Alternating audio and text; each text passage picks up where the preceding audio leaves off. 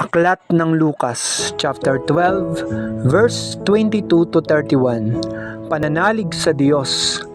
At sinabi ni Jesus sa kanyang mga alagad, "Kaya't sinasabi ko sa inyo, huwag kayong mabagabag tungkol sa pagkain na kailangan upang mabuhay o tungkol sa damit na itatakip sa katawan, sapagkat ang buhay ay higit na mahalaga kaysa pagkain at ang katawan kaysa pananamit. Isipin na lamang ninyo ang mga uwak, hindi sila naghahasik ni nagaaniman, wala silang bangan ni kamalig, gayon may pinakakain sila ng Diyos. Gaano pa kayo? Higit kayong mahalaga kaysa mga ibon.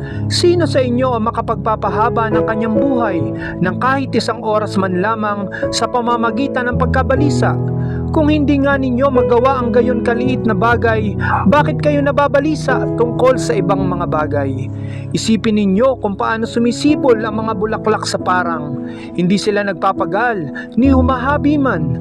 Ngunit ito ang sasabihin ko sa inyo, maging si Solomon ay hindi nakapagsuot ng kasing ganda ng isa sa mga bulaklak na ito, bagamat napakariringal na mga damit niya. Kung ang mga damo sa kabukiran na buhay ngayon at kinabukas ay iginagatong sa kalan, ay dinaramtan ng Diyos, kayo pa kaya? Kay liit ng pananalig ninyo sa Kanya.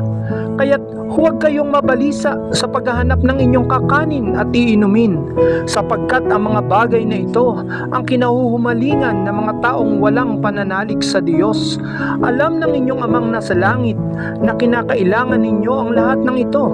Kaya't higit sa lahat, pag sumakita ninyong pagharian kayo ng Diyos at ipagkakaloob niya ang kinakailangan ninyo. Amen.